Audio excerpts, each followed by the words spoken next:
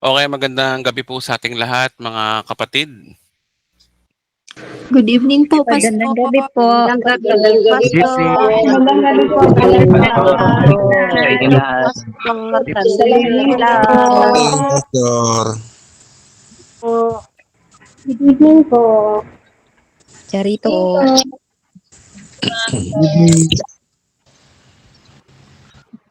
Okay, magandang gabi po sa ating lahat, Luzon, Visayas at Mindanao. At pati yung mga nasa ibang bansa, sa Europa, sa Asia, sa Amerika, sa lahat po ng panig ng daigdig, magandang gabi po sa atin o magandang araw po kung ano man po yung oras dyan sa inyo. Maraming salamat po. Palakpakan natin si Lord sa ating buhay. Okay, parang mali yata yung kanta natin kanina, no? Yung Our Father, who art in heaven, Diyos ko Lord, hallowed be thy name. Forgive our sin, we pray. Ayun, yung pala yung perverted doon. Diyos ko Lord, hingi na naman ng tawad sa araw-araw. Ay, Diyos ko. Forgive our sin, we pray. Ganun-ganun pa eh, no? Alam niyo na, mga kanta-kanta 'no, siguro tigilan na natin yung mga gano'ng kanta 'no. Alam mo may nagsasabi sa'kin, "Masama ba 'yun? Masama bang kumanta ng gano'n, Masama ba, masama." Sabi, "Hindi naman masama, kaya nga lang nawawalan ka ng pananampalataya sa ginawa ni Kristo, eh. Sinabi na ngang pinatawad ka na, hingi ka pa ng hingi ng tawad." Ay Diyos ko.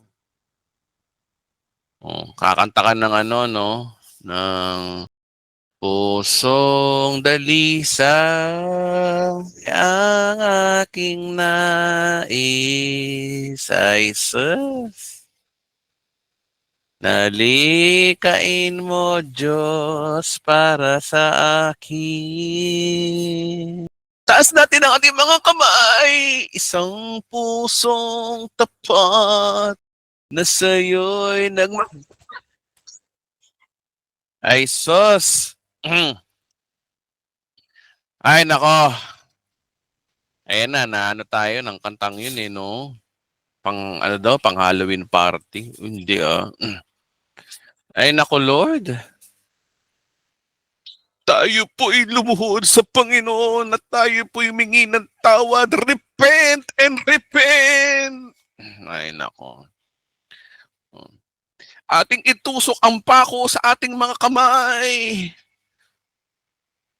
Ay nako. Mga wala sa Biblia eh, no? Diyos ko. Kaya mga kapatid, pag-aralin niyo po mabuti ang full grace kasi sa totoo lang, hindi natin alam, meron na pala tayong sinasagasaang verse sa Bible na hindi maayos eh. Kasi mga kapatid, sa totoo lang, ang sikreto lang naman dyan, yung tinapos na gawa ni Kristo. Okay? Dali lang may papakita lang ako sa inyo, sandali lang to. Ayan Ang usapan sa bagong tipan, ganito. Napag-aralan na natin to, 'di ba, lahat tong limang tinapos na gawa ni Kristo, wherein nakalagay diyan na tatlo diyan ay pang eternity, dalawa diyan ay pang journey. Tandaan po natin na tatlo diyan pang eternity, pang dalawa ho diyan ay journey. Yung tatlo diyang pang eternity na you are saved forever, you are forgiven forever, you are holy forever.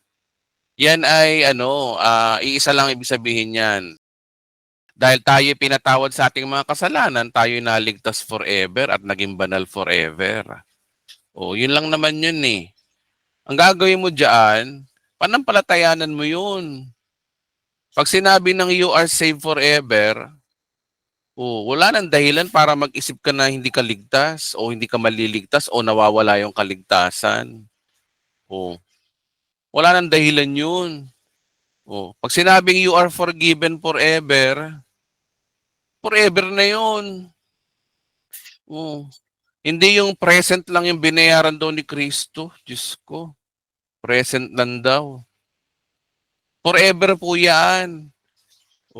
Kung ikay pinatawad forever, di pati lahat ng mga sasabihin mo dapat, ay nananampalataya ka, sinasambit ng labi mo na pinanampalataya ng may pinatawad na. Kung kakanta-kanta ka ng forgive our sin, we pray. O kaya, yung isang pusong tapat na sa'yo'y nagmamahal. Oh, Diyos ko. Looks good pero nawawalan ka ng faith sa sinasabi ni Kristo na pinatawad ka na nga forever. Tapos, di ba? Oh, ano ba yung mga kanta ng na ako ay lalapit sa iyong harapan, puso ko'y luluhod. Hallelujah. Sa iyong kabanalan. Araw-araw yun, linggo-linggo yun ang kinakanta sa simbahan, ganun. Kahit hindi na ako karapat dapat, ngunit sa biyaya, dugo ko'y lumasko. Parang tono ng ako ay may lobo. Ay, Diyos ko. Wag na nga pala yun. Di ba, tinan niyo mga kapatid nun, niloloko lang natin mga sarili natin sa mga kanta na yan eh. Marami mga kanta rin ngayon nakala mo looks good kinakanta sa simbahan pero perverted pala, no? Inihiwalay mo yung sarili mo sa pananampalataya na ikay pinatawad na tas kanta ka pa ng kanta ng ganyan. No? Gising na ho tayo, oy, gising na ho kami. Yung henerasyon ngayon ng mga born again, kaming mga bagong henerasyon ng pastor, mulat na ho kami. Yung mga pastor na stagnant na sa pagiging pariseo dyan, wala na, tumatanda na kayo. Baka, naku po, delikado yan. Pag naubos kayo, bahala kayo. Basta kami, mga bagong henerasyon, nagtuturo na kami ng totoong gospel na ang sino mang manampalataya kay Kristo ay pinatawad forever dahilan kung bakit ka naligtas forever at dahilan kung bakit ka banal forever. O binayaran na ni Kristo yun. Yun ang ating eternal redemption na sinasabi. Di ba? Yung dalawa naman dyan, yung you are healed by my stripe and you are blessed and highly favored, ayan po yung ating journey. Maraming Kristiyano, ligtas nga, pero puro hirap naman ng buhay. Ligtas nga, pero nagkakasakit. Bakit? Kasi, meron kasing tinapos si Kristo na hindi natin napapahalagahan. Pag sinabi ng Panginoon na ikay pinagpalat, pinaburan na, pinagpalat ka na, pinaburan ka na. Yung mga nagagawa mong mabubuti, bunga na lang yun na ikay pinagpala. Limbawa, yung pagbibigay sa Panginoon, pagbibigay ng offering. Kaya tayo nagbibigay hindi para pagpalain, kundi tayo ipinagpala. Yun ang reason. Kaya nga sabi ko nga sa inyo, magbigay kayo sa Panginoon o hindi, magbigay kayo sa simbahan o hindi, pagpapalain pa rin kayo dahil kay Kristo. Wala doon ang pagpapala. Ngayon, kung ikay pinagpala na, naging mabuti ang Diyos sa iyo, pinagpala ka sa mga nagtuturo din, di i-bless mo yung pastor, i-bless mo yung simbahan, wala namang masama doon. Ang maganda naman doon, may kabayaran din naman yun, yung mga binibigay natin. Saan may kabayaran yun? Dito ba sa lupa? Hindi. Ang kabayaran nun kapag nasa langit ka na, kapag nasa na-rapture na tayo at umarap tayo ng Bema Judgment, doon tayo magkakaroon ng reward. Wala pa rin ligtas yung mabubuting gawa natin. Yung mabubuting gawa natin, may kabayaran din po yan. Kaya meron ka pa rin dahilan para maging mabuti. May dahilan ka pa rin. Oo, may dahilan ka pa rin para magbigay ng offering. Oo. Bukod sa na-please mo ang tao, yung binibigay mong hindi nasasayang yan. Yan ay magiging katungkulan mo yan sa eternity. Sa paghahari ni Kristo, ang iyong mabubuting gawa, may kabayaran po yun. Maganda yung nagbibigay ka ng kusa o hindi yung sapilitan, hindi yung kukondemn na yung kanon, Diyos ko. Kaya din yun, sa service natin, napapansin nyo ba, meron ba tayong offering? Wala tayong offering dito. Wala akong sinasabi tungkol sa offering. Bahala na kayo. Ganun lang yun. Bahala na kayo. O, kasi kagaya ng sinasabi ko sa inyo, patuloy pa rin kayong pagpapalain ng Panginoon dahil kay Kristo. Okay? So discretion nyo na yun, walang sapilitan dito. Pangatlo, sinabing magaling ka na, may sakit ka, hindi na kailangan pa magmaawa sa Diyos para kay gumaling. Eh, ang problema kasi sa mga ibang pastor ngayon, ang reference sila si Hezekias. Kilala niyo si Hezekias? Nanalangin sa Diyos, nagmakaawa sa Diyos, nag-ayuno sa Diyos para siya gumaling. Idol na idol nila yun eh, no? Idol na idol nila yung gano'n na hindi nila alam, may tinapos din si Kristo na even yung ating kalusugan, sinagot na ng Diyos yun, binayaran na rin ng Diyos yun. Ang tanging gagawin mo lang, i-claim mo sa buhay mo na ikay magaling na talaga.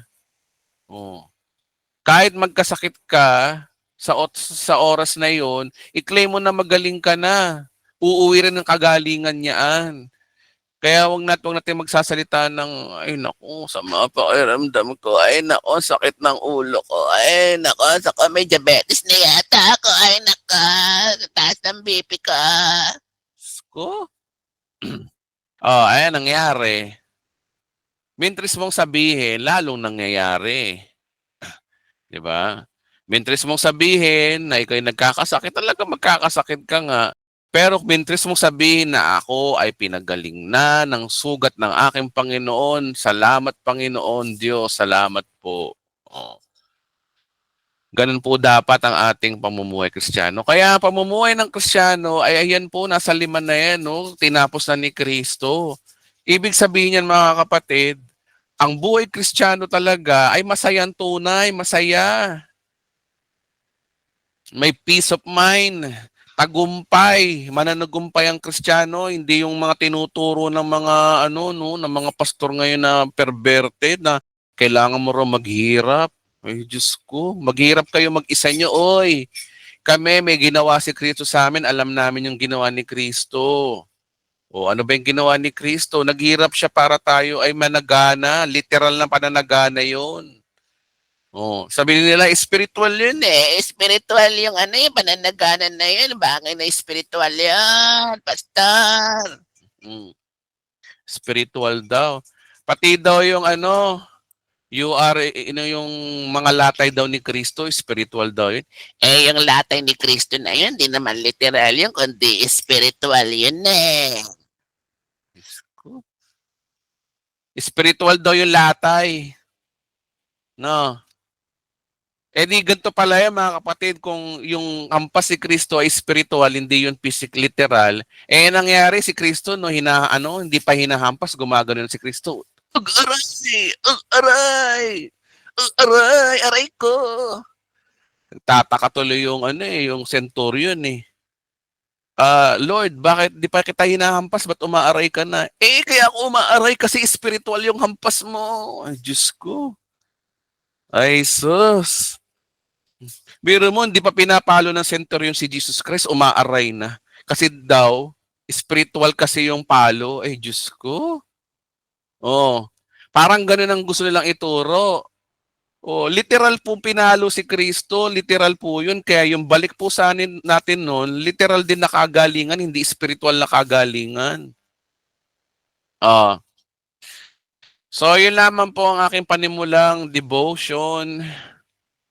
Alalahanin nyo yan, yung tinapos na gawa ni Kristo, yan po, panampalatayanin po natin yung 5 na yan. Yan po ay makapangyarihan. Ang sabi ho ng Biblia, wait lamang po. Nasaan na ba yung... So, ano ang big idea dito? Basahin natin ang Corinthians.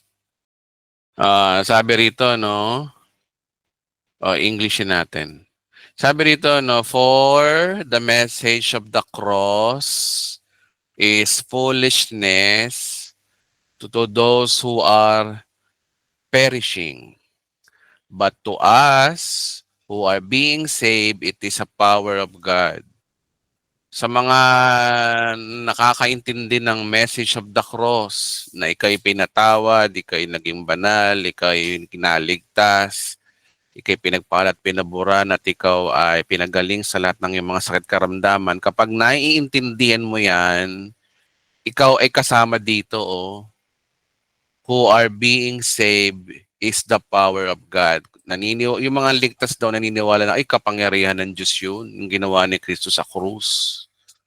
Pero kung ikaw yung klaseng tao, ano yan, faith lang? Ano yan, aabuso sa kasalanan? Ano yan, sumunod dapat sa utos? Eto ka, kasama ka dito. Is foolishness kasi sa'yo, foolishness. Ano abuso sa kasalanan yan Ano dapat magpabautismo ka? Eto ka, kasama ka dito for those who are perishing. Kasama ka dito. Yan. Kung di ka naniniwala sa ginawa ni Kristo sa krus. Yung pagpapatawad ni Kristo, present lang yan present, hindi kasama future. O, kasama ka rito sa foolishness. To those who are perishing. Kasama ka dito, kapatid. Kasama ka dyan. Kapag ganyan ang katwiran mo, nawawala ang kaligtasan. Kailangan mo magpatuloy sa Panginoon. Ayan, dito ka. Foolishness to those who are perishing. Pero kung nananampalataya ka sa tinapos na gawa ni Kristo na ako ay pinagpala, pinaburan, ako ay charito, dito ka.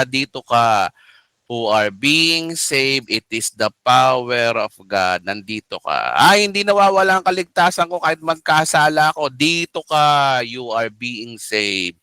It is the power of God. Hindi ako aabuso sa kasalanan kahit na forever akong ligtas. Tama. Dito ka. Are being saved. It is the power of God. Kapangyarihan ng Diyos sa iyo yung mga nangyari sa iyo. Sige po, palakpakan natin ng Panginoon. Napaka-powerful ng kanyang salita.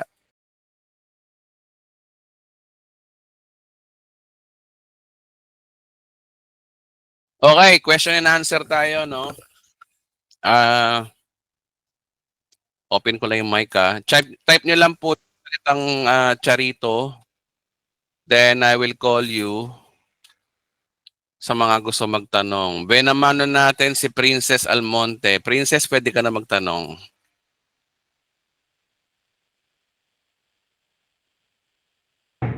Pastor, nag-amin lang po ako. Sige. Okay lang. Okay, salamat. Sige po. Salamat. Sige, type nyo charito, yung mga magtatanong. Sige, si Gerald na lang. Gerald Orapa. Gerald, pwede ka na magtanong. Nadidinig niyo po ba ako, Pastor? Opo, sige po. Pwede na po kayo magtanong po. Ang gandang gabi ho.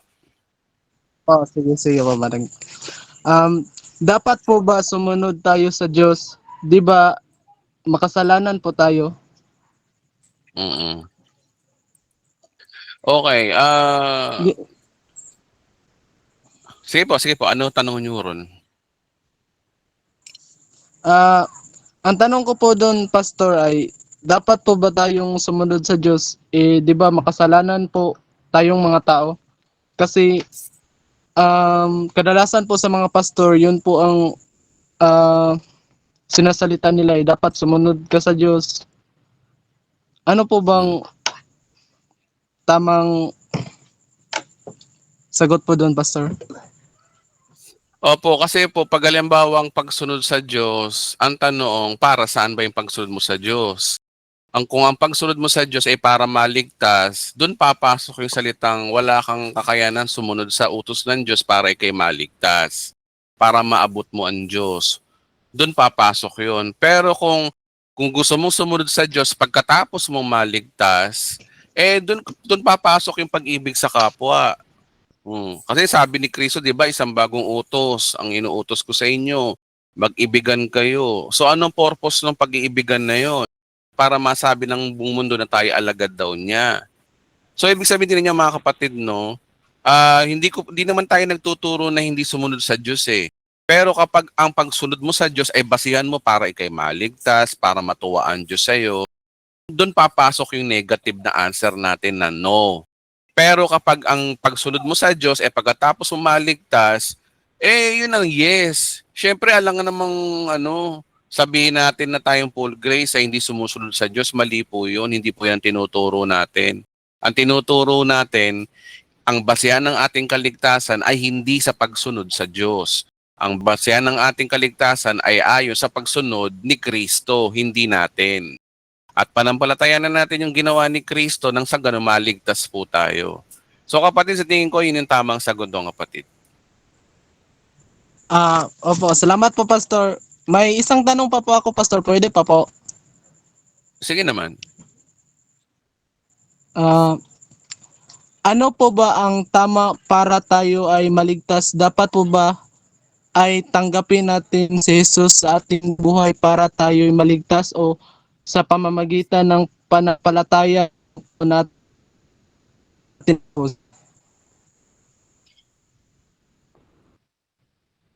Ano po yung huli niyo pong sinabi? Ano po, kailangan po ba natin tanggapin si Hesus Kristo sa ating buhay para tayo ay maligtas, o sa pamamagitan lang po ng ating pananampalataya sa Kanya at sa Kanyang mga tinapos po? Okay, salamat po. Sige po, naintindihan ko na po yung tanong. Ganito yung kapatid, no? Gawin nating malinaw yung ating gospel. Kasi isa kasing maling, tingin ko isang sablay na gospel, yung sasabihin mo na para maligtas ka, kailangan mong tanggapin si Kristo bilang tagapagligtas ng iyong buhay. Sa una, check. Pero puro tanggapin si Kristo, tanggapin si Kristo. Ang tanong kasi dito, ano yung tatanggapin mo kay Kristo? Sabi naman ng iba, relasyon daw sa Diyos. Oh.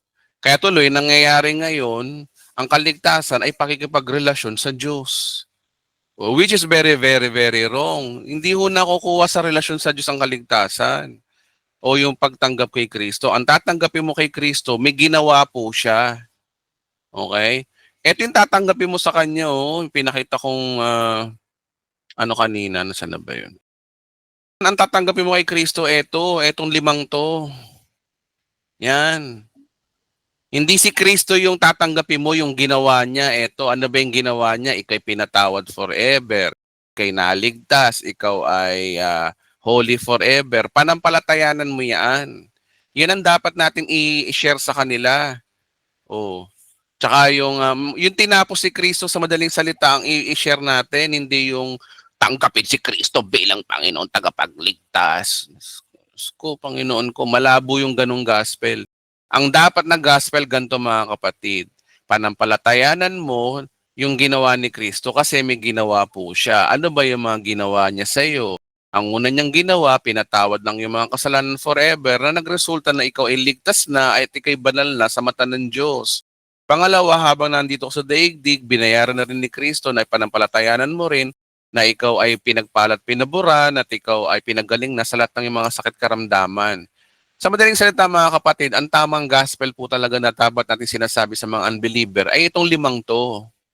Yang 5 yan dapat ang banggitin nyo sa kanila nang sa ganoon, tama ang inyong gospel. Oh.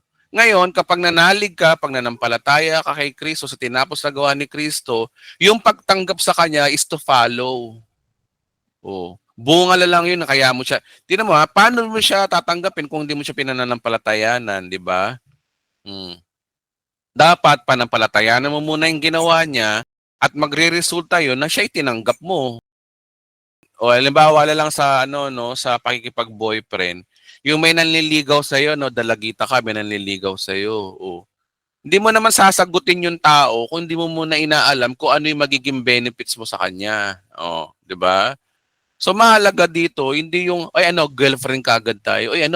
Tayo na. Anong tayo na? Manligaw ka muna. O ito yung ginawa ni Kristo, ito yung panliligaw na ginawa niya sa atin na tayo naligtas, tayo pinatawad, tayo ginawang banal, tayo pinagpalat, pinaburan, pinagaling sa lahat ng masakit.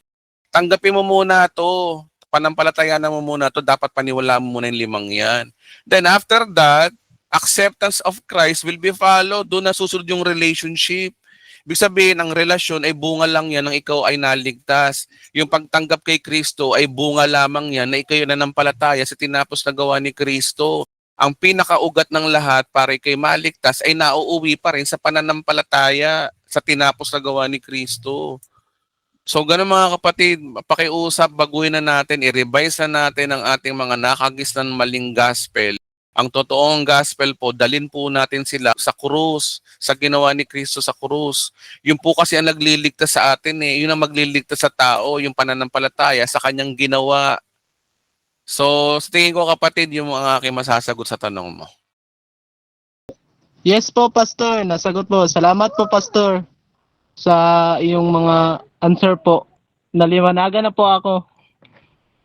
Okay. Okay. I hope na naliwanagan lang po. Hindi lang ikaw, kundi yung mga nakikinig po ngayon.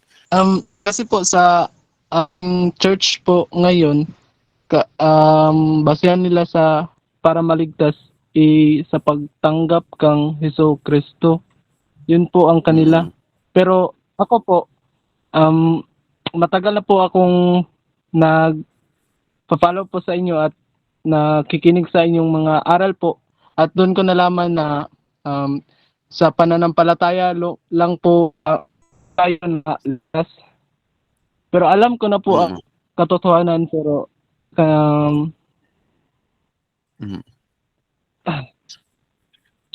yan po. Ay, salamat po kapatid ah. So, sige lang, patuloy lang ang pag-aaral kapatid. Pag-aralan mo lang patuloy. Maging ano kayo, pag-aralan nyo, masterin nyo ang full grace.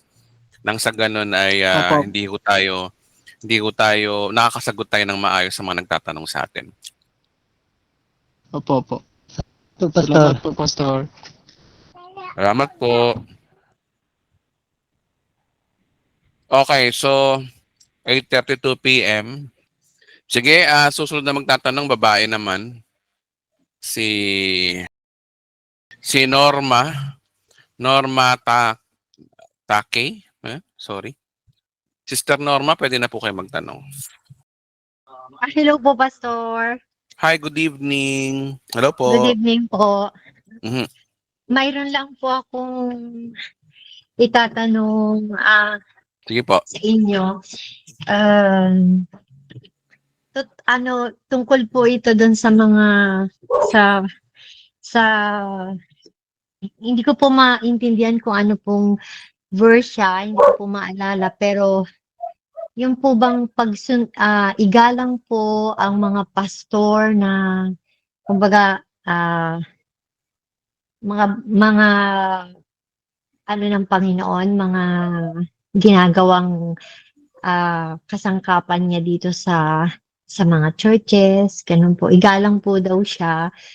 At kasi daw po pagka hindi daw po sila ginagalang, magagalit daw po ang Panginoon sa paglapastangan sa mga pastor na ito.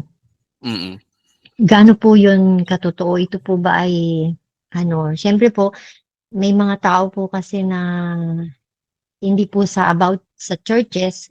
Halimbawa po, lumaki ka sa perverted gospel, then ngayon mo nakikita mo yung mga ginagawa nilang hindi maganda, lalo na po yung minsan na bibili ng mga churches alam niyo po kasi dito sa amin kasi po, yung dati ko pong sinasalihan, meron po kasi akong questionable sa kanya na imbis na tulungan yung mga taong nasa Pilipinas, andito kasi ako sa Japan, imbis na tulungan po yung mga tao sa Pilipinas dahil syempre po, ang mga tao po sa atin, aminin na po naman natin na hirap po talaga tayo sa financial, hindi po tayo monthly talaga na nakakapag tithes. Then, yung mga nagta-tithes po dito, siyempre po, kompleto po yan dahil po siyempre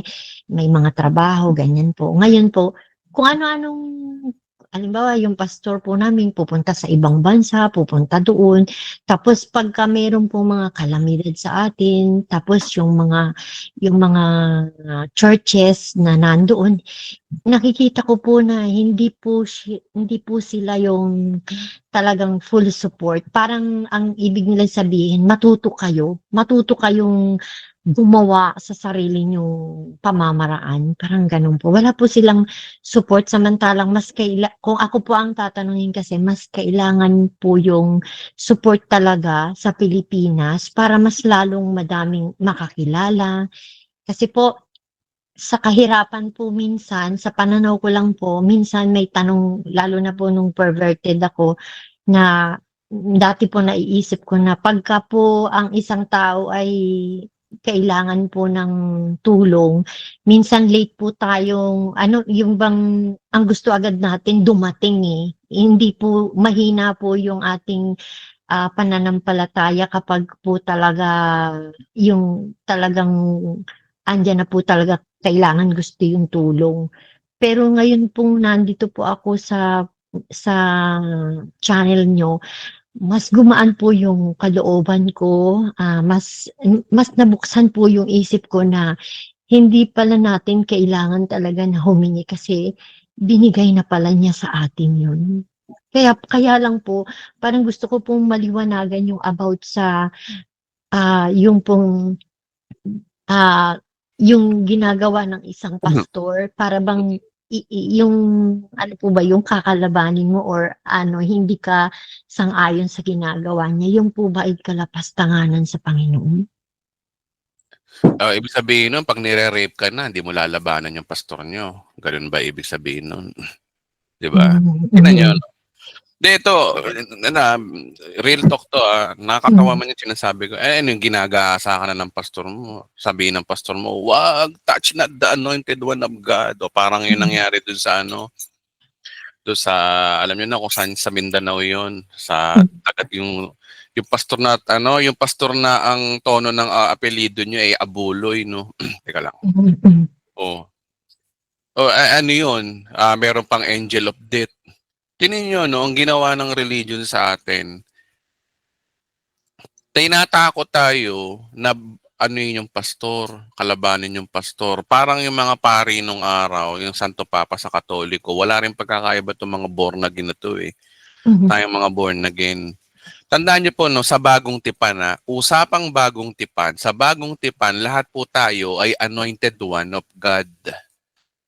Okay? Ibig sabihin, ano man ang gawin mong pangit sa iyong kapwa mong Kristiyano, sinisira mo yung yung templo ng Diyos. Kaya nga 'di ba sabi ni Pablo, tayo ang templo ng Diyos. O.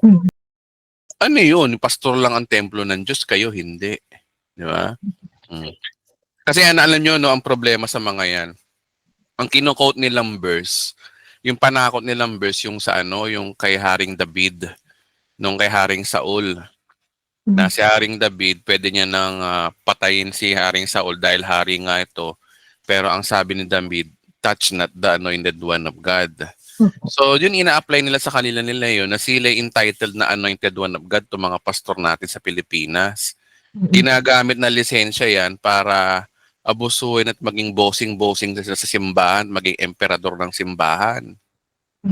Tingnan mo yung mga kilos ng mga yun, no? Aangas kung kumilos yung mga yan, para bang banal na banal, pero masamang kalaban no? Yung mga ganyan po, hindi nila naintindihan ng gospel. Ang totoong gospel, mahalaga kay Kristo, pantay-pantay lahat ng Kristiyano. Ang pagpapastor ay ministry lang. Kung tutusin nga ako, wala, kapantay nyo lang ako, oy. Hindi ako walang mata sa atin. Halimbawa ako bilang pastor nyo, no? O pastor lang ang ministry ko, pero sa kabanalan ng Diyos, pantay-pantay pa rin tayo. Walang masigit, walang mas anointed, walang Ang isang kalokohan yan na tinuturo ng mga perverted na regarding para igalang sila. Wala masamang igalang ang pastor, parang paggalang mo sa kapwa mo, pero yung yung mali na yung ginagawa ng pastor mo, hindi mo na pagsasabihan. Yung mga yan, hindi mo pagsabihan yung mga yan, yung mga pastor na yan. Opo. So, hindi mag-suggestion ka diyan, hindi ka papansinin yan. Ang sasabihin nila, ako ay infilled ng Holy Spirit. Yung decision ko ay decision ng Holy Spirit. Parang sinasabi nila na hindi ka infilled ng Holy Spirit, sila lang. O ganyan yung mga yan, ganyan kasi self-righteous yung mga yan. Ugaling pariseo yung mga ugali ng mga ibang pastor. Hindi ko man nilalahat Opo. Parang kung ano po sila yung bang maramdamin, tapos kapag ka po nakikinig kayo sa iba, sasabihin niya agad kulto. Tinan mo, lumalabas yung pagiging nila, karnal nila. Karamihan naman talaga, alam niyo mga kapatid, prangkahan tayo. Prangkahan tayo. Karamihan naman talaga sa pastor, karnal eh. Oh, karnal naman talaga yung mga yan eh. Biro mo na, andyan yung inggit, andyan yung pagiging mukhang pera. Oh, papansinin ka lang kapag nag-iigapo ka. Pag hindi ka nag-iigapo, di ka papansinin. Oh, ipagpipray lang yung mga gustong yung mga mayayaman may kaya lang. Oh. May karnal yung mga yan, totoo lang, hindi rin sila Tsaka yung mga yan, pastor lang yan sa mata ng tao, sa mata ng Diyos hindi pa. Kasi tingnan mo tandaan nyo to ang isang anointed one of God ay yung mga taong nanampalataya sa tinapos na gawa ni Kristo. Pero kung ang pastor ay nagsasabi na hindi sapat ang ginawa ni Kristo, kailangan meron kang dapat gawin. Hindi pa ho sila pastor sa mata ng Diyos. Unbeliever pa ho yan. Kaya yung nakikilala nyo mga pastor na ganyan, hindi pa ho believer yan, mga unbeliever pa ho yan. Huwag yung katakutan ng mga yan. Hindi dapat kinakatakutan ng mga yan. Dapat pa nga yung mga yan, binabara. Kaya tinan nyo nga dito sa channel ko, barado sa akin yung mga yan. Layan kong binabara yung mga yan. Tinan nyo nga, ako nga binabara ko yung mga yan. Bakit ang buhay ko ngayon maayos pa rin, pinagpala pa rin. So, ibig sabihin, walang kapangyarihan ng mga pastor na yan sa akin. Tutuusin, hindi naman talaga sila pastor pa mga unbeliever pa. Ang tunay na nananampalataya kay Kristo talaga, yun ang totoong genuine na believer. Pero yung mga yan, wala pa. Kayawan yung katakutan yung mga yan, tawanan nyo na lang yung mga yan. Kaawaan nyo na lang siguro. Maawa lang kayo sa mga yan. Kakaawa yung mga yan. Hindi nila alam yung ginagawa nila.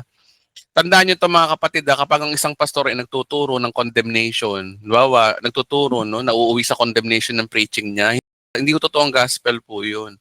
Aliwa-liwanag kasi sa Romans chapter 8 verse 1, there's no condemnation in Christ Jesus. Pero sa kanila, kung marami silang nire-required, marami silang pinapagawa, marami mga bawal sa kanila, hindi pa ho totoong pastor ho yun. Hindi ho totoong Christian po ho yung mga yan. Unbeliever pa po yan mga kapatid. Ang totoong believer, yung nangangaral ng tunay na gospel, yun po yung totoong believer. Kaya huwag nyo silang katakutan yan, maawa lang kayo sa kanila mga kapatid. Kaawaan nyo na lang yun, kakaawa talaga yung mga yan. Pag nakamatayan ng mga pastor na yung kanilang mga ganyang ugali, nako, doon sila pupulutin sa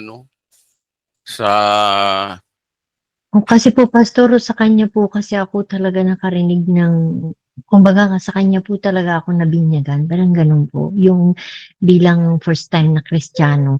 Then nung narinig ko po kayo, talaga pong parang nakalaya ako, parang angga-anggaan sa pakiramdam ko na hindi ko ma-explain kung bakit. Parang hindi ko ma-explain kung bakit parang mas lalo akong gumaan, mas lalo akong napalapit sa Diyos, mas lalo akong na-appreciate yung mga blessings niya, ano man yung pananaw ko sa kanya, kung ito man na problema. Pero pag naiisip kong, Lord, sinabi mo nga na pinagpala mo na kami noon pa, mula na kami, tinanggap namin ang iyong ginawa sa krus ng Kalbaryo.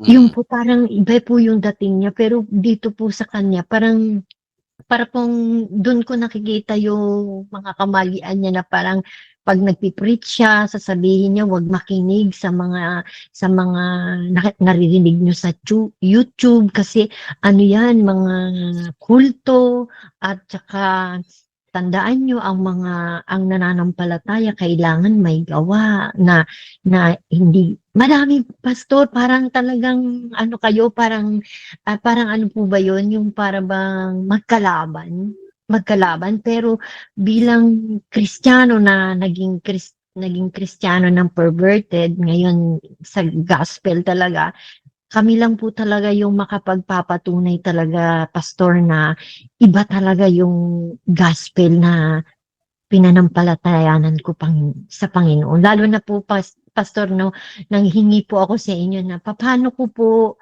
mababago yung pananampalataya ko. Yung pong sinabi niyo po sa akin yun sa message ko, nagpapasalamat nga po ako sa inyo na manalangin ako at sabihin ko sa Panginoon yung bago kong pakikipagtipan sa Kanya. Sinabi niyo po yun sa akin, manalangin ka kapatid, na binabago ko po, Panginoon, yung pakikipagtipan ko sa iyo ngayon na ako'y nananampalataya. Alam mo, Pastor, inano ko po yun, ibinalangin ko po yun mula sa puso ko, tapos iba po yung pakiramdam ko ngayon, parang ang laya-laya ko po. Ngayon po sinishare ko po sa sa mga kasama ko po sa perverted gospel na may paggalang, yung pong may paggalang, hindi po yung talaga pong nanlalait dahil galing naman din po ako doon. Parang ipinapaliwanag ko sa kanila na mas lalaya tayo dito sa ganito. Pastor, napapasalamat po talaga ako sa inyo. At hindi lang po kalooban, pati espiritu ko po talaga pong na nabago sa pananampalataya ko po sa itinuro niyo po. Sige po, type nyo lang po yung Charito, no?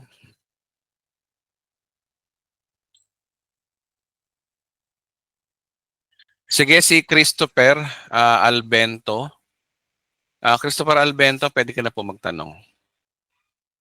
Hello. Yes, Pastor. Okay po, sige po. Gandang gabi Good ho. evening po, Pastor. Opo. Mhm. Opo. Sige po, tanong na po tayo. Pastor, naligyan na po ako. Tay! Sige po. Bali, yung tanong ko lang po dun sa regarding sa 7 years tribulation. Bali po yung pagkapasok po ni Antikristo, tanong nga, after, tatakbo pa po ba yun sa first 3.5 years na yung peace na magaganap na gagawin ni Antikristo? And after that, di ba, may mag-a-assassinate sa kanya. And then, doon papasok niya si Satan sa katawan ni Antikristo. Tapos, doon na dalaga na po ba yung World War III mismo? Hindi po. Ang liwanag kasi sa no, sa 1 Timothy na nakalagay doon na after peace, after ng peace, kagad, kaguluhan kagad. Kasi ganito yun, ganun po ba kabilis? Right away na ba? Di kasi gera kagad yun eh. Tingnan mo, teka lang, may papakita ako sa inyo. Wait lamang po. Sabi. Tingnan nyo to, no? Sa whole tribulation age, doon papasok yung 4 horsemen. Ito, wait lamang po Okay. Ito nakikita mo yung yung 4 horsemen na to. Opo. Okay, sa una, ang Antikristo talaga magsisimula ng 7 years of tribulation kasi nga siya ang magkikipag-covenant sa Israel sa loob ng 7 taon. Yung 7 taon na yun yung simula na talaga ng 7 paghihirap. Kasi after nitong kapayapaan na to ng ginawa ng Antikristo, after ng peace, siguro mangyayari dito, tatayo yung third temple, magagalit yung mga Arabong bansa, World War III na, ito na. Pasok agad yun sa personal. Okay. Ang tawag dito, birth pain. Kung titinan mo dito, no, wala pa sa 3.5 years, so nandito pa lang, simula pa lang. Dito na pa mangyayari yung Gog and Magog War. Since ito ay pula, posible na yung prophecy ng Russia ay lulusob sa Israel kasama yung mga Arabong bansa. So, ibig sabihin po, sa loob po ng first 3.5 years, pwede namang maganap yung World War. Big War na ganyan. Big War, malaking war. Ganun.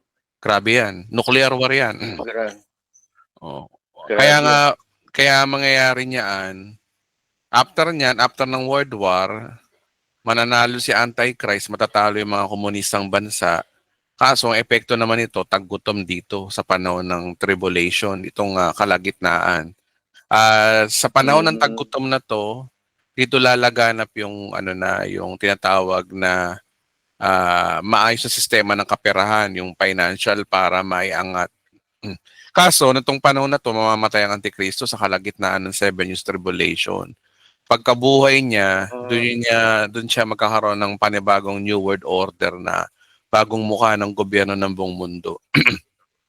Ang mangyayari kasi niya, kapatid, dito na yun, lalapastanganin niya yung templo. Tatapusin niya lahat ng mga kumakalaban sa kanya. Posible rin na Muslim yung Kasi ang mangyayari, ang kanyang death execution, mamamatay, marami mamamatay. Tinan mo dito, no, yung persecution, green horse. Di ba ang political... Muslim nga. Muslim. Geopolitical, Muslim, di ba? Patayan ng Opo. pugutan. Yan, symbol nga na ng Kasi politic. itong four horse, Muslim talaga mm, siya. itong kasing four horseman na to, ito ay panahon ng ng uri ng leadership yung Antikristo mismo. Sa una, peace siya. Okay. Tapos bandang huli, kasunod World niya, War. gera. Oo. Tapos, dahil sa World War na yan, magkakaroon ng taggutom, magkakaroon ng pagbabago Famine. ng sistema. Kaya nga mangyayari dyan, magkakatatakan dyan ng 666. dito na yan. Ngayon yung panahon na ni Elon Musk yan. Ganun po. Posible, Kasi siguro. yung system nila yung one currency system kasi nila eh. Di ba siya halos karamihan ay gumagawa ng mga ganong system. Remember si Regarding, Elon Musk, ang kanyang logo laging kulay itim. Pwedeng siya rin 'yun. Opo. Then Pwede papasok rin siya dito ngayon yung mga persecution na wherein yung mukha ng Antikristo na dito na kamatayan kulay green.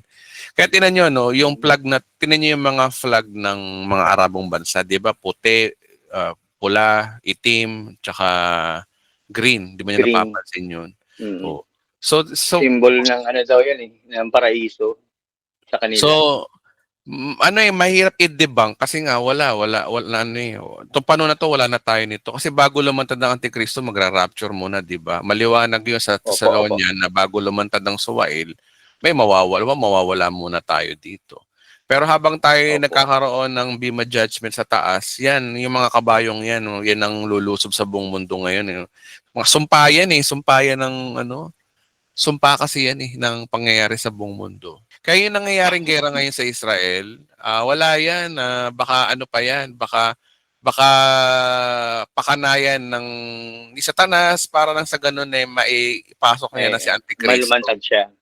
Para lumantad siya, para lumabas yung kapayapaan. Ay, bayani itong taon to, nagbiro mo, nahinto yung world war na mangyayari sana sa buong mundo. Kaya yung mga banta-banta ng gera ngayon, talagang mangyayari na yan. Yan na yung sign na pwede na lumantad ng Antikristo. Pwede na. Sineset up na sineset up na yan ng tadhana. Nakatadhana na kasi yan. Kung saan nakasulat na sa Biblia yan . So nakatadhana na talaga yan. Kaya hindi maiiwasan yan. Ang antay na lang natin, sobrang lapit na mag-rapture. Sobrang lapit na. Nandito na tayo. Kaya anytime moment from now until 2026, pwedeng mag-rapture na yan. Antayin natin. Opo. Pwede pa po yung isang last na Pastor? Sige po. Regarding naman doon sa salvation, kasi may mga narinig ako ibang mga nasa full grace na rin siya. So since na naiintindihan naman nila yung tinanggap din nilang regalo na kaligtasan sa Panginoon ng tinapos at ginawa ni Kristo, pero meron po bang ibang na nagda-doubt Pwede pa po ba silang sumablay doon sa kaligtasan nila? Regarding doon sa minsan nagdududa sila. Ganun po. Kasi may nakikita po kasi ako mga comments kasi may mga question pa sila about sa mga faith nila. Pero naiintindihan naman nila yung kaligtasan. Nakakapagtaka lang din kasi sa kanila. Kaya natiniwala din ako minsan sinasabi ninyo, kahit sa full grace talaga, may maiiwan din Sinabi mo pa. Expect nyo na yun. Opo. Kasi ang pagiging full grace po kasi wala ho yan sa naandun ka sa Bride of Christ, wala yun naandun ka sa pastor, nasa EMI ka, hindi. Wala, ibig sabihin wala pa rin sa religion. Ang pagiging full grace po talaga by heart talaga, individual. Na nananampalataya ka doon sa kumpletong tinapos na gawa ni Kristo. Ibig sabihin pala Pastor, the most important faith na dapat mong panghawakin is yung pinatawad ka na forever at pinabanal ka na forever. So yun yung pinaka-importante po din, di ba? So, yun bro, yun napaka-importante sa lahat ng lahat ng panampalatayanan mo. Sumablay ka na sa ibang pananampalataya, wag lang sa kaligtasan. Sumablay ka na dun sa iyong mga nagagawa pang religious captivity. Pero pagdating regarding sa salvation, naku po, wag kang sasablay dyan. Kasi pag sumablay ka dyan, wala na. Ginawa na ni Kristo ang lahat na makakaya niya para tayo iligtas. Pero kung hindi sapat ang iyong pananampalataya at hindi ka nanampalataya sa kanyang ginawa, wala na So, magagawa sa Kristo. ibig sabihin po pala, Pastor, kailangan hindi nagwa-wave yung faith talaga sa about sa kaligtasan at pinabanal ka na forever. Mm. Kasi tinan mo, Kailangan talaga 100%. hindi ka nagdududa. Huwag kang pagdudaan. Opo. Oo. Opo. Maganda na yung magdeklara ka sa buhay ko. Ako nananampalataya ko kay ligtas na dahil sa ginawa ni Kristo, dahil sa kanyang tinapos sa krus. Yun ang dahilan. Ang pagbubuo ng kanyang dugo, yun ang nagpatawad sa aking kasalanan forever. Dapat ganun ang ka-straight at walang duda na ikaw ay naligtas sa ganoong paraan. Sa ganun, talagang ligtas ka. Kasi yung dali lang naman ng gospel, napakadali. Sa totoo lang, sobrang dali. Opo. Napakadali. Just So, to believe. sampalatayanan lang talaga. Believe Opo. what Christ done. Hindi lang sapat na naniniwala ka na si Kristo ay Diyos lang. Madaling paniwalaan si Kristo ay Diyos pero Oo nga po mahirap paniwalaan yung si Kristo binayaran ng kasalanan mo pati future. Yun ang mahirap paniwalaan ng iba Doon sila struggle. Oo. Yeah. Ibig sabihin talagang doon ko lang nga Pastor naiintindihan yung yung salitang amazing. Kasi walang amazing kung hindi imposible nga naman talaga. No? Ang galing.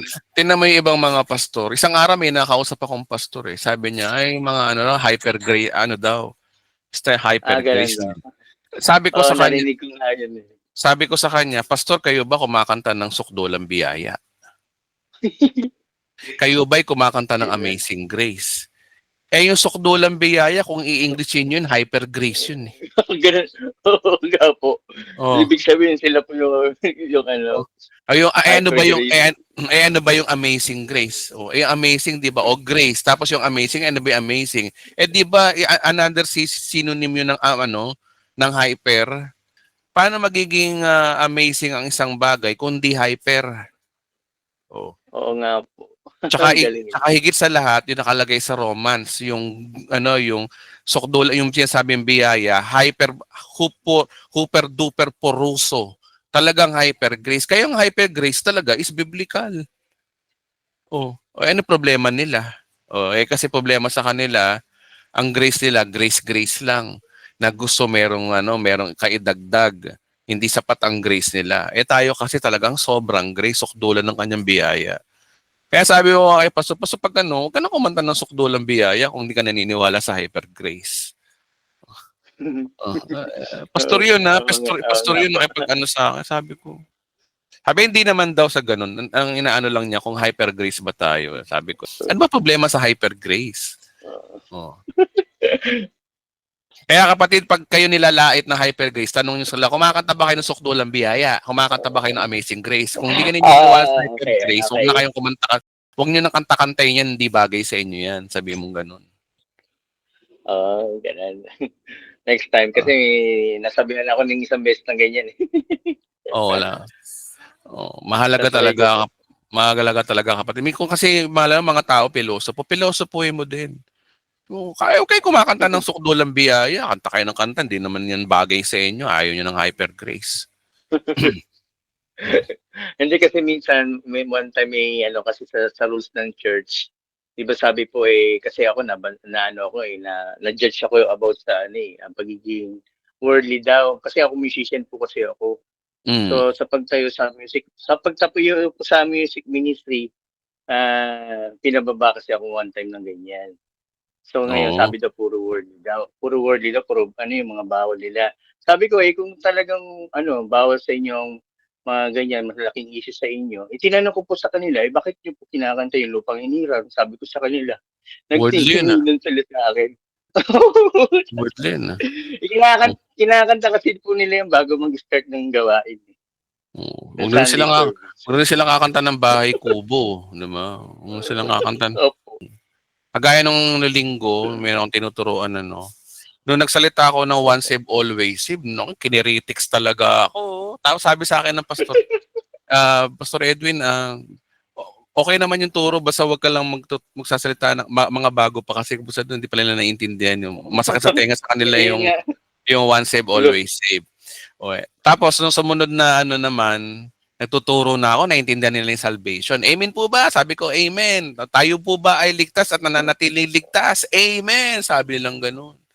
Tapos, nung tapos ng preaching ko, sabi ko kay Pastor, Pastor, ano, babanggitin ko na ho ba yung once save, always save? Saka na muna, baka hindi po sila. Sabi ko, ba't kanina nag-amen sila? Kasi ang sinabi ko kanina, naniniwala ba kayo na kayo ligtas at parating ligtas? Amen. O, tinagalog ko lang yung once save, always save, nag-amen kayo. O, di ba? Kasi alam mo bakit? Kasi ano na, stagnant yung utak natin. Ano tayo doon sa salita, hindi sa meaning. Oh. Ay, once save, always save. Ano yan? Gabuso yan. Ay, once save, always save. Kulto yan. Pero nung binanggit ko na kayo ba kayo nananatiling ligtas at mananatiling ligtas. Aba, nag-amen ng mga nang walang duda. Sabi ko, kung in-English ko pala itong mga to, hindi to mag-amen eh. No. Ay, totoo yung kapatid. Ito ang nangyari yung one time na naging guest speaker ako sa naku po. Sige na nga, sabi ko lang, sige na nga, bahala na kayo. Actually, Pastor, yung bagong Christian pa ako nung bata pa ako, nung binata pa ako. Kasi yung once save, always save, narinig ko one time yan, nireject na sa akin ng isang pastor na kulto raw. Mm-hmm. Sa akin yun, panahon pa ng mga 90s pa po yun, mga 90s, mga 1990, 93, ganun. Mm-hmm. Yun yung time na nireject ko rin agad. Pero, na-curious din po ako doon eh. Kasi, lahat ng mga naririnig ko mga turo, kasi na-born again po ako, Pastor, nung time na yun, actually perverted. Pero, ang nag-start sa akin ng turo sa akin, hindi about sa salvation. About po talaga sa sa tribulation agad. The kingdom of God is near. Yan agad mga panakot agad tayo. Kaya agad orada agad tinanggap ko agad si Jesus. Yung sabi nila dapat daw tanggapin agad. Mali. Yun po, puro takot po yun. Maganda pa rin yung pananaw ko. Maganda pa rin yung gospel na sasabihin mo sa tao na alam mo ba kapatid, ito ang good news. Ang sabi ng reliyon, kailangan meron kang gawin para mapatawad. Pero ang totoong sinasabi ng Bible, si Kristo ay pinatawad ka na, pananampalatayanan mo lang. Yun kasi yung yung tamang pag-share ng gospel. Hindi yung tanggapin mo si Kristo. Actually, Pastor, nung una ko narinig yan, yung teaching about sa video ninyo, nandito po ako sa kubo namin sa gilid ng bahay namin. Po siya, napakinggan ko about doon ako namulat doon sa turo niyo about doon sa dapat ba humingi ng tawad sa Diyos araw-araw. Ngayon, ko talaga yon, pinusisi ko po talaga yon. Nung una talaga hindi ko matanggap. Pero biblical naman talaga eh. Kaya ako nagbabase rin ako doon sa sinabi ng Biblia. So, sabi ko nga, make sense din At saka yung time na yon, ang tanong ko lang din, Pastor, kasi yung time na yon naniwala lang ako paunti-unti na hanggang sa dele-diretso na walang yung parang ritual type ng perverted na pag humingi ng tao sa Diyos, sumusuko sa Panginoon para tanggapin lang siya. Ako lang, bigla na lang ako naniwala to the twist na binago po, tawag dito, by means of mindset lang nangyari. Naniwala lang ako with the formality na prayer. Okay lang po ba yun? By matter of believing po kasi ang okay. So, depende kung ano yung paniniwala mo. Ang Diyos naman masunurin Kung ano yung paniniwala mo, yun ang gagawin ko sa'yo. Actually, talaga naintindihan ko na siya nung fully understanding yung kaligtasan.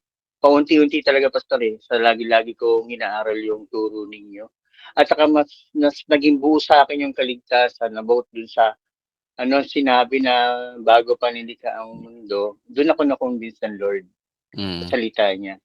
Bago pa talagang kumbaga nag-time travel agad si Jesus para tubusin na lahat ng sangkatauhan. Ang galing amazing talaga. Sabi ko okay na. Okay na. Tanggap ko na yung paliwanag kay Lord. Kaya na-amaze talaga ako, grabe. Sa todo iyak ko nung, basta todo iyak ako nung first time, nung February. Itong February lang, 2024. Mm. Kaya Mabuti, salamat talaga sa Lord. actually, mabuti pa nga kayo. Madali niyong natanggap yung mensahe ng biyaya eh. Nataon lang na Actually, Pastor, ako nataon lang ginamit, pero actually, ako it takes, Pastor, ganun. ako 2 years pa bago ko Actually, matanggap.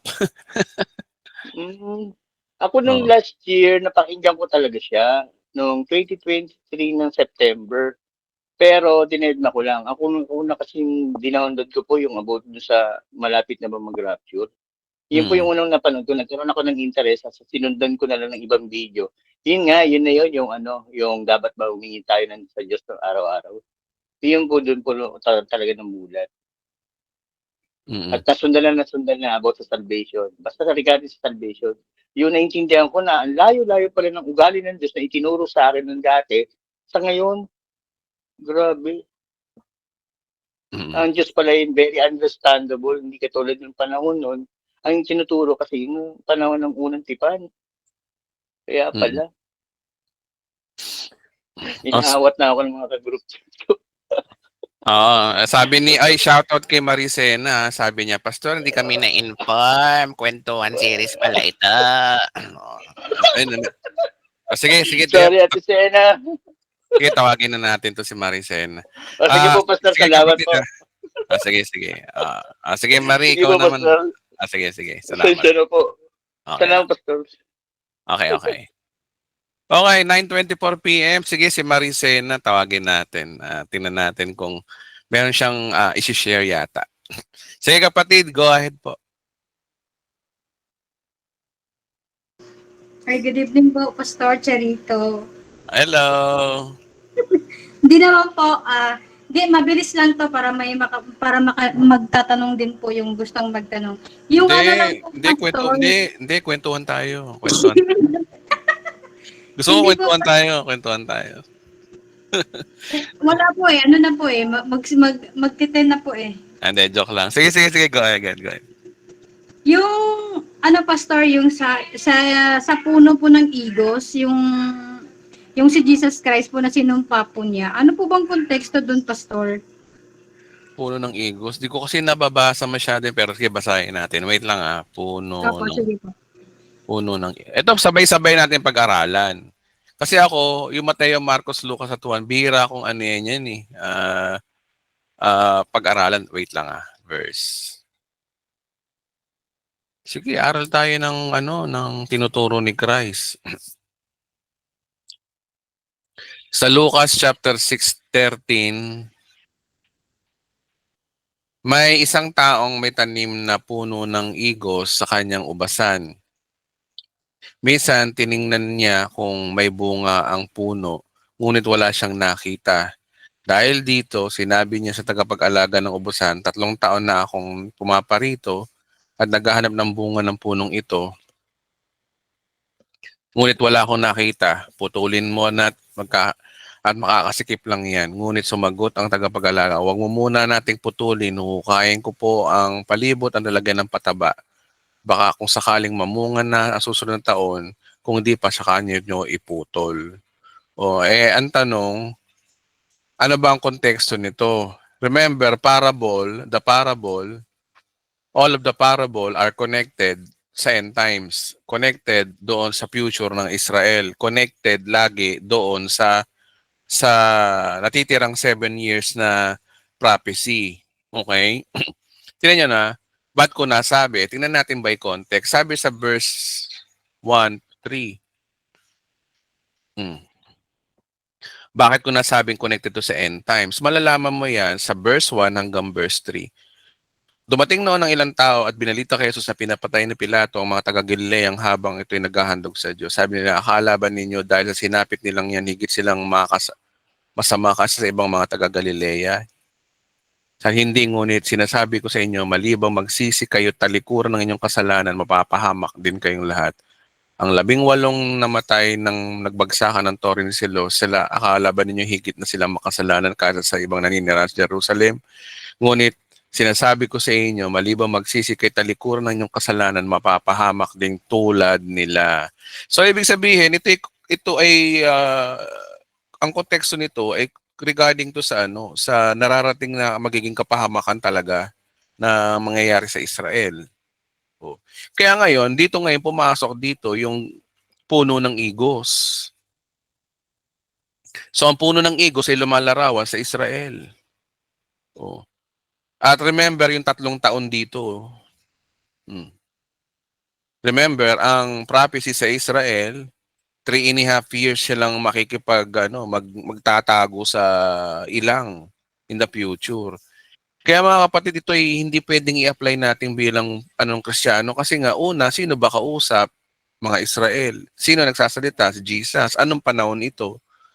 Oh, hindi pa siya naghahari, hindi pa siya pinapako sa krus. Kasi kung titignan niyo sa verse 10, ibang istorya na to eh. So, ibig sabihin, itong verse 9, itong puno ng igos, ay kumukonect sa mangyayari sa Israel balang araw. Ngayon, ang tanong, anong senaryo sa Israel na mangyayari balang araw regarding dun sa kapahamakang mangyayari na involve yung 3 taon? At meron pang susunod pang konti pa, 3 kalahati. 3 taon akong pumarito naghahanap ng bunga, ngunit wala akong makita. Putulin na natin na makakasikip lang. Ngunit sabi, wag muna natin putulin mga yun. Huhukayin ko ito, nalalagyan.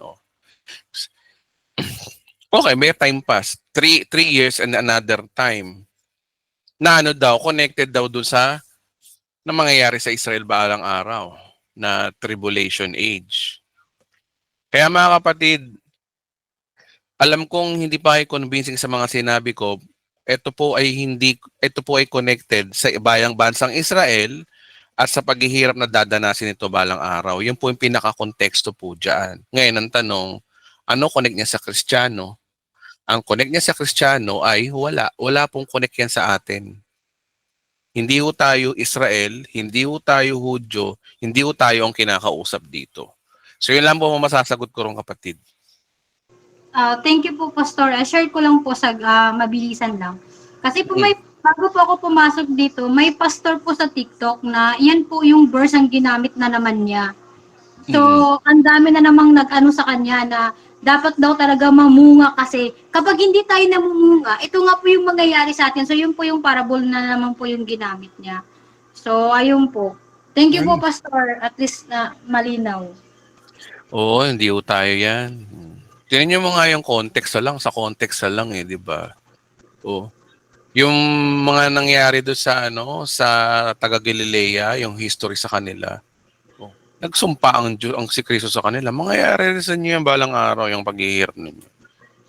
So it is a Jewish issue. It is not ours. Hindi tayo 'yan. Walang sinabi diyan na Kristiyano, walang sinabi ho diyan na tayo yung puno diyan o yung tayong wala, malabong turo po 'yun, malabo. Wala, uncertain. So ibig sabihin pag sinabing uncertain, walang patutunguhan tong verse na to. Ibig sabihin hindi ho atin ho to. Sa mga Hudyo po yan. Kasi dapat kasi natin maintindihan si Kristo ang kausap niya mga Hudyo eh. Ang mga tinuturo niya mga parable, hindi naman yan sa atin eh. Sa mga Hudyo yan eh. Bakit tayo nakikisalit?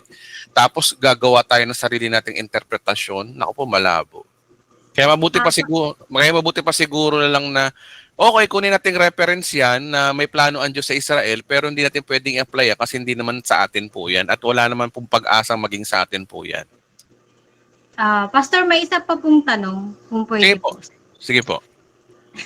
Yung po, basta nawala tuloy ako. Nandiyan po kayo. Yung nababasa ko kasi yung comment nila eh, tama na daw. Yung Pastor, wait lang, naisipin ko lang mabuti. Wait lang po. Ako nakalimutan ko na, pambira. Sige po, pass na lang po muna. Iba na lang po. Thank you po, Pastor. Sige, pagpalain ka nawa ng Diyos kapatid. Salamat. Opo, Thank you. Thank you. Okay, 9:32 p.m. Sige, tanong pa tayo, no? Wait lamang po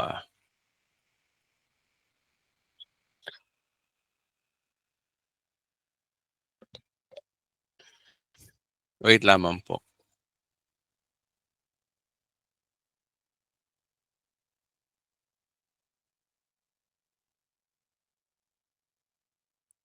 Sige, si Francisco, may tatanong yata to. Francisco Vidad. May tatanong ka ba, kapatid? Si kapatid na Francisco? Magandang gabi. Magandang gabi po, Pastor. Ay, good evening. Okay po. Sige po, bigyan ko kayo ng opportunity na magtanong po. Mukhang may tanong Sige po. yata kayo. Ito, Pastor, ang tanong ko, yung tinanong ko na kanina sa comment, yung believers ng full grace po ba, nadideceive pa? Full grace. Wala akong full, kung usapang totoong full grace yung talagang nakaintindi. Kasi pag sinabing believer ng full grace, ibig sabihin po no nakaintindi ng totoong gospel, naintindihan talaga. Yun po yung definition natin na ibig sabihin totoong believer. Ang sagot ko doon ay hindi na ho nadideceive. Ngayon, kung meron kayong kilalang full grace na nadideceive, hindi pa ho full grace yun. Ba't siya nadeceive? Ganun lang po yung kapatid. Kaya yun ang masasagot. Pastor, Pastor, may tanong pa, pwede? Sige po, sige po. Follow up ko lang dyan sa question mo. Sa inyo ko na lang diretso, Pastor, na itanong, nadideceive po ba kayo? Kasi kayo naniwala mismo sa full grace. Ako? Hindi. Hindi Saan na. So, saan ako madideceive? Paano ako madideceive? Some part ako na-deceive kung meron man.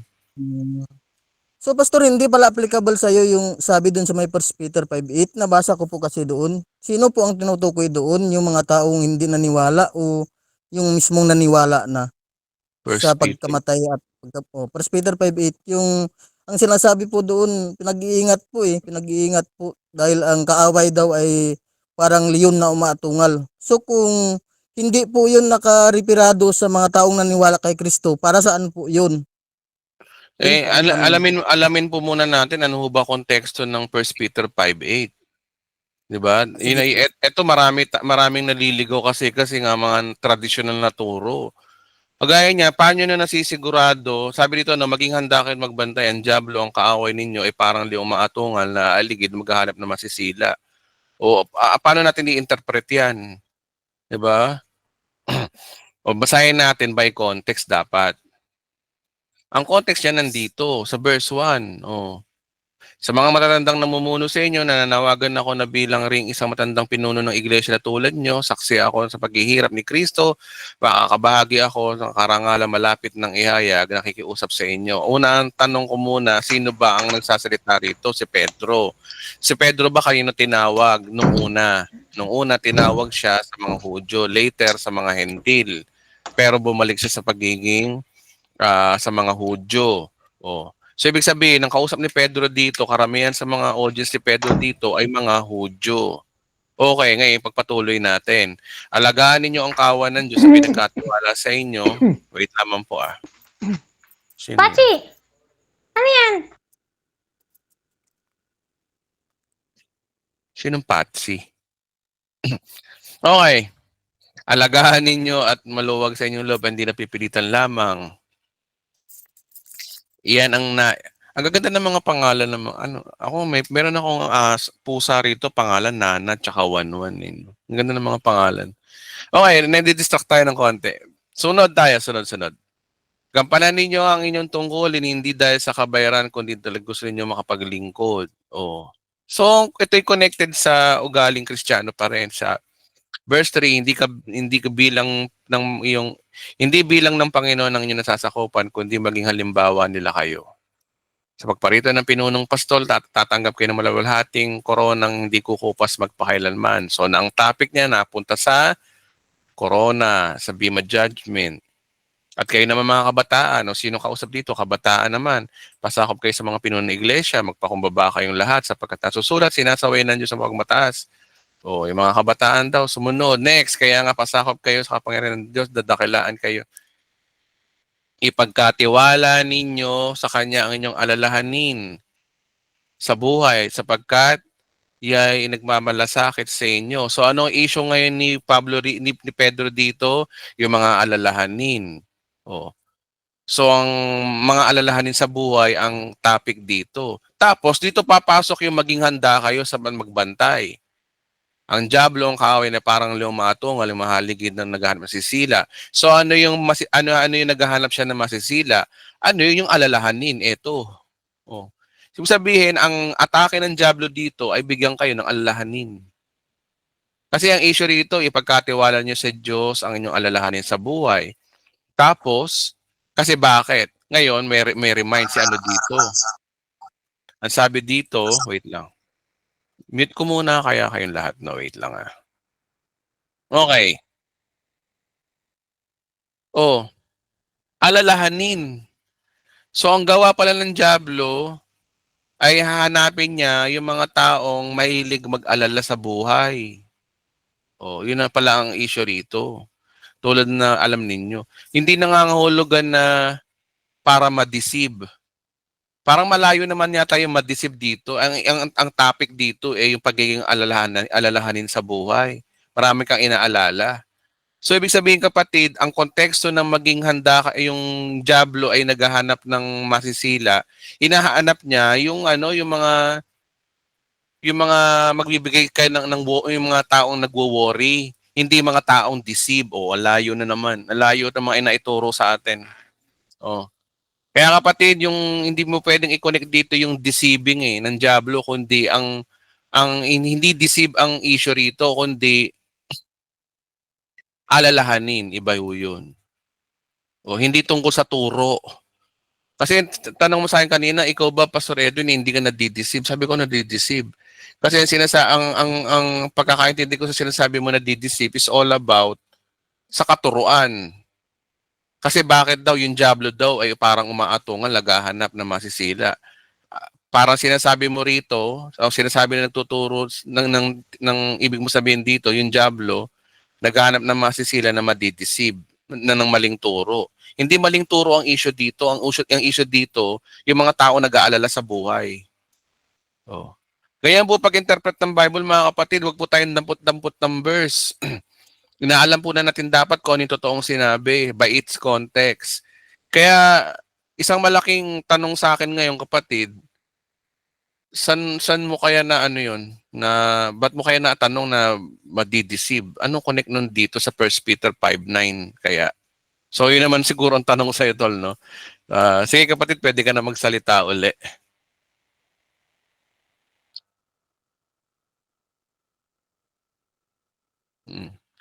Sige kapatid, pwede ka na magsalita uli.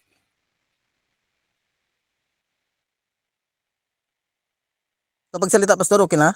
Sige po, kayo na po, magsalita. So, ang sagot ko kapatid, yung sinasabi sa 1 Peter 5:9, hindi sa pagdideceive sa mga maling turo, kundi ito po ay yung gawa ng Diablo ay regarding sa bigyan ka ng alalahanin. Yun po ang topic ko dito, hindi yun po yung, oo. Mali po yung verse na naturo sa inyo regarding sa 1 Peter 5:8. Kasi nakabasa po ako, Pastor, na 'di ba yung may naturo naman diyan sa Bible na ang kaaway ay sure deceiving. Ang deceiving talaga siya, 'di ba? Yun yung ano niya, karakter niya, si Satan. So, napaisip ako kung ang taong naniwala sa full grace mismo hindi na nadi-deceive. Sino ang i-deceive niya kung alam niyang sa kanya din naman yun? Yun po na ano po. Oo, kapatid. Medyo nako-confuse ka lang kapatid dahil sa tanong mo rin. Meron ka lang sigurong gustong sabihin na hindi mo masabi ng ano. Kasi nga, ang totoo kasi niya kapatid, no, kung ang issue lang ay pag-deceive o yung mga ng maling turo, ang alam ko kasing nadideceive ng maling turo, yung mga nasa ano pa, yung mga perverted pa. Pero pag nasa totoong gospel ka na, pag nalaman mo ng totoo, ba't ka pa madideceive? Nalaman mo ng ang totoo eh. Bakit kapatid? So, ano ba ang maaari magpa-deceive sa full grace? Tingnan mo ha, kung ang full grace ay naniniwala na siya forever ng ligtas, so ibig mo ba sabihin darating ang oras kapag ang isang full grace ay naniwala na hindi na pwedeng mawala ang kaligtasan, yung ba ay na-deceive na? Yung ba ibig mo sabihin? para po sa akin kasi pag tumalikod, halimbawa hindi sumunod, hindi umano siya. Kasi Teka. Yung sumunod. Tumalikod, Pastor. Hindi sumunod. Kasi hindi ba naman nawala yung free will natin, Pastor? Di ba? Nawala na ba yung free will natin? Kapatid, bago ka lang ba rito sa channel? Para may ano ko yung sarili Pa ko. lang ako, pastor, pero nakikinig ako doon sa YouTube mo, may sa YouTube mayroon, nakikinig ako doon. So, nasubaybayan ko yung 1 and 2 na, hanggang 4 yata yun. Mm. So, may nag-ano sa akin, sabi niya, pumasok ka sa ano, kasi sa may Google Meet, gawa nung may nakilala ako online sa imo, tapos nag-encourage sa akin. Kung gusto mo magtanong, sabi niya, pumasok ka sa ganito. Kasi nagkwentuhan kami regarding sa, ano, maganda yung turo yung sa rightly dividing the word of God. So, ah, ay, na-confuse ako, tapos ako lang naman, pastor, na nag-search ako ng truth regarding sa, siyempre salvation yan So, Mm. Ano willing ano ba ako. ano po ba yung magulo sa inyo sa salvation kung kayong tatanungin ko po? Saan ho ba kayo naguguluhan? Pwede niyo naman itanong sa akin. Doon na lang po muna sa ano, pastor, sa nadi-deceive. Kasi kung ang taong hindi nadi-deceive, do salvation pa rin yan, pastor, di ba? Kasi dumating sa point na nag-isip ako, ano bang nawawala sa tao pag nadi-deceive siya? Kung kayo ang tanungin ko, pastor, ano bang nawawala sa tao? Kapag Nadi-deceive siya. siyempre yung pananampalataya mo mali.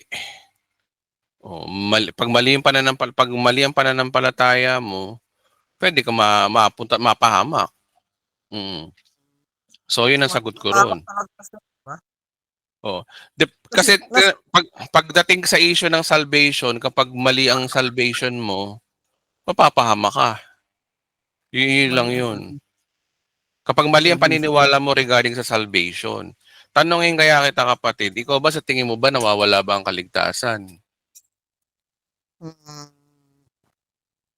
Oo, pastor, oo. Bakit Naniwala no? po ako.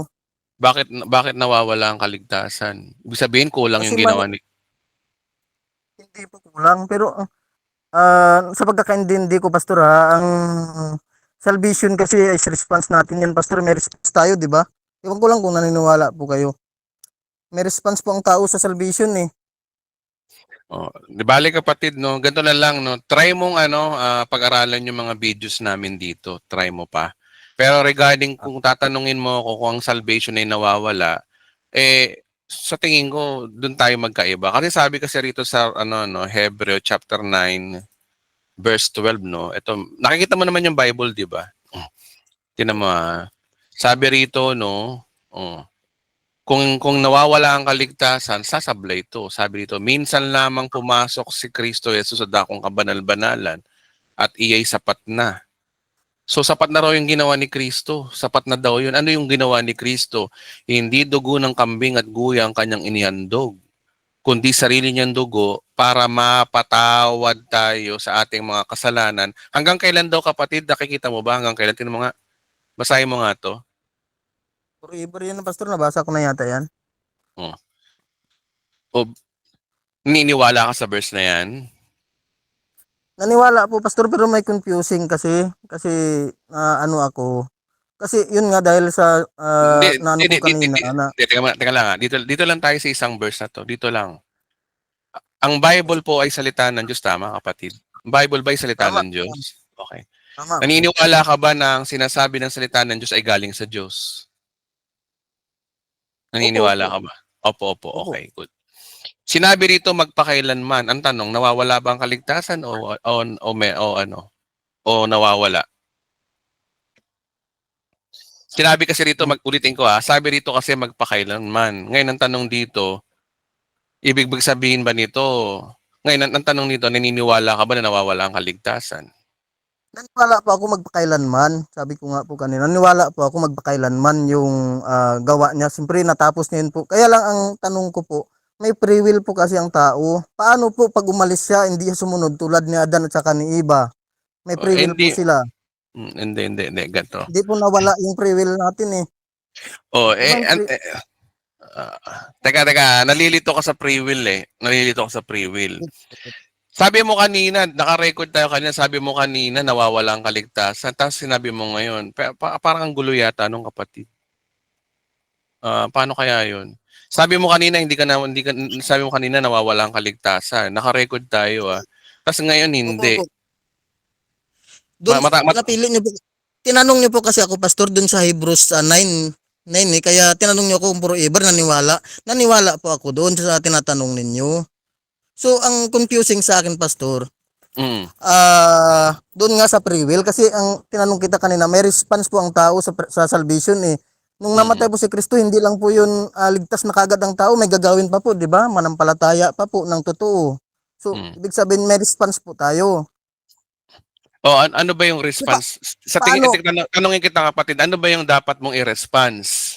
Tanungin muna kita, ano ba ang Sabi, dapat mong manampalataya po.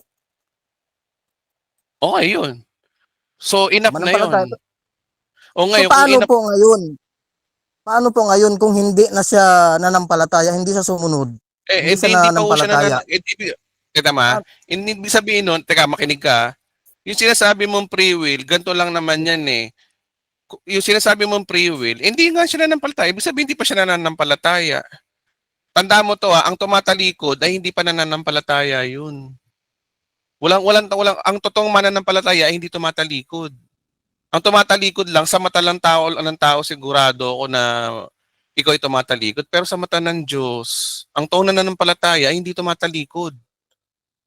may Oh, ganun po. oo. Kasi ang problema Paano? kasi ang ano kasi dito, dapat naintindihan mo yung totoong gospel. Pag naintindihan mo yung totoong gospel, yung totoong mananampalataya ay hindi tumatalikod. Naintindihan mo yung gospel O paano tatalikod yun? Naintindihan mo yung gospel. May tumalikod po eh. Kasi yung ano nga, sa Hebrews nga, may 10:31 yata yun, 33. Yung it is a fearful thing to fall in the hands of the living God. So, ibig sabihin, may maalis. May umaalis. Kaya mga kapatid ang totoong nanampalataya kay Kristo, last na to tapos na tayo Oh. Ang totoong nanampalataya kay Kristo, pag naintindihan ng gospel, by nature, hindi na yung tatalikod.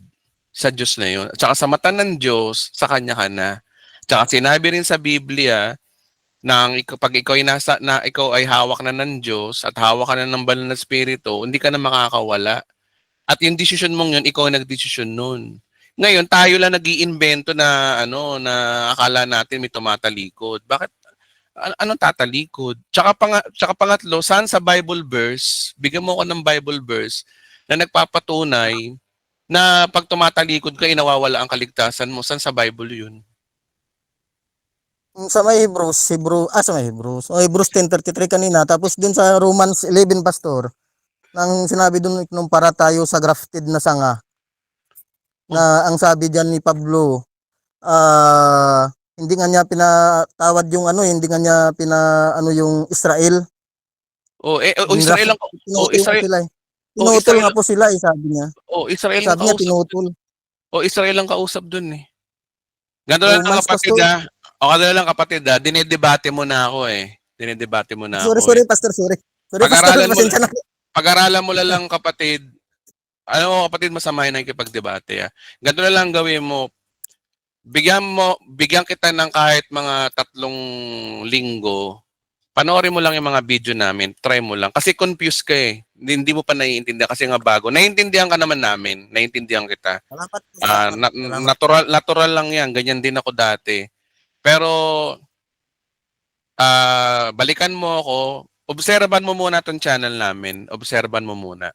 Obserbahan mo to kung ano mga tinuturo namin dito. Kasi kapatid, sa totoo lang kami meron kaming bagay na gusto namin sabihin sa iyo kaya nga lang mukhang parang hindi mo patanggap na it takes time bago mo matanggap. So, ang payo ko lang sa iyo kapatid, hindi aksidente ba't dinala ka ng Panginoon dito? Hindi aksidente kung bakit ka nagtatanong ng ganyan. Bagamat parang padebate yung tanong mo, naintindihan naman kita doon kasi ganyan din ako nung araw.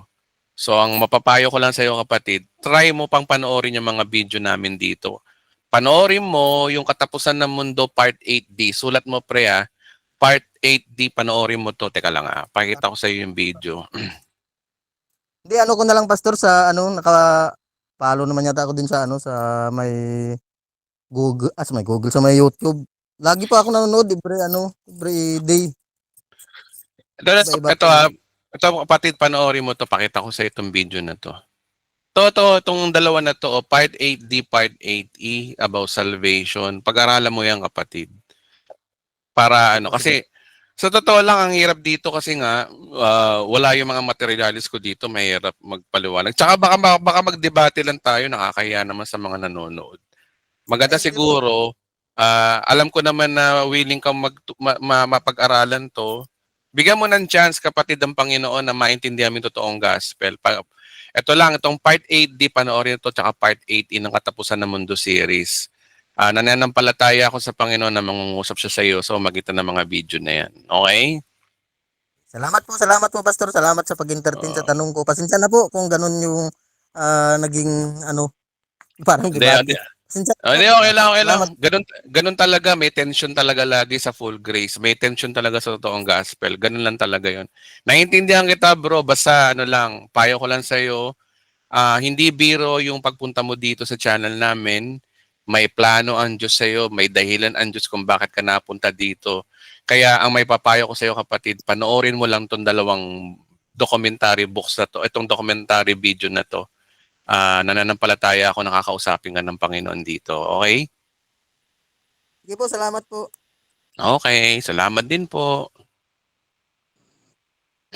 Okay, so 9:54 PM, hanap pa tayo na magtatanong, no? Okay.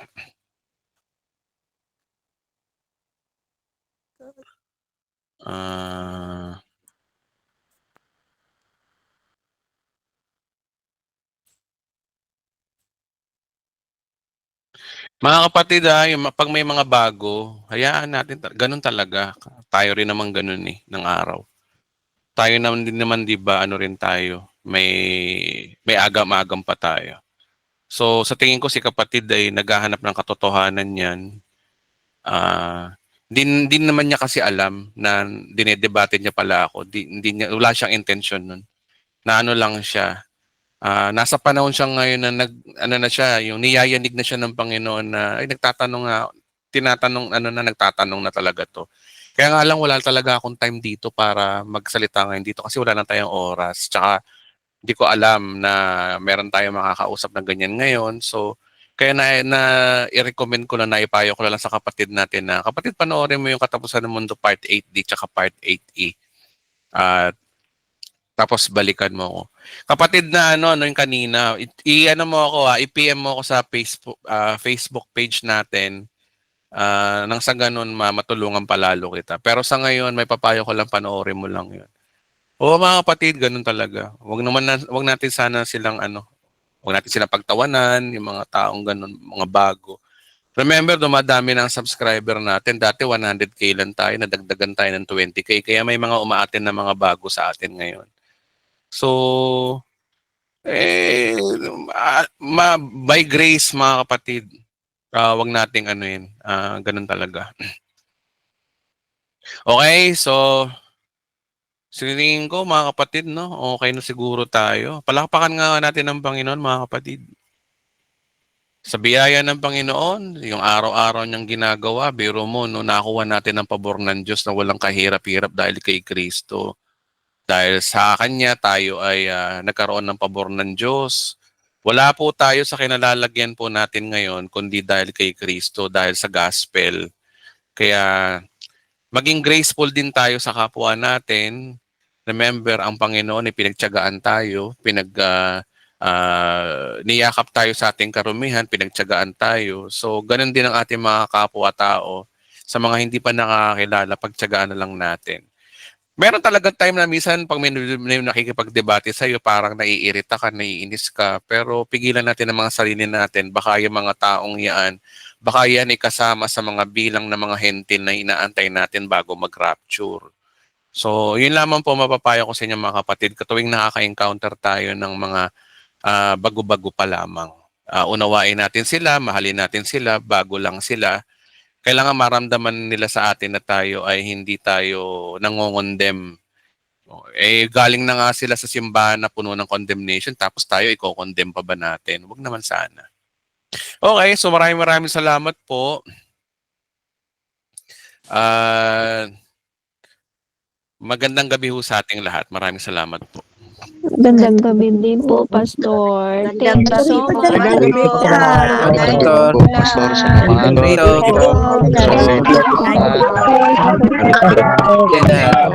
salamat. Salamat po, Pastor. Salamat po, Pastor. Salamat po, Pastor. Charito po sa atin lahat.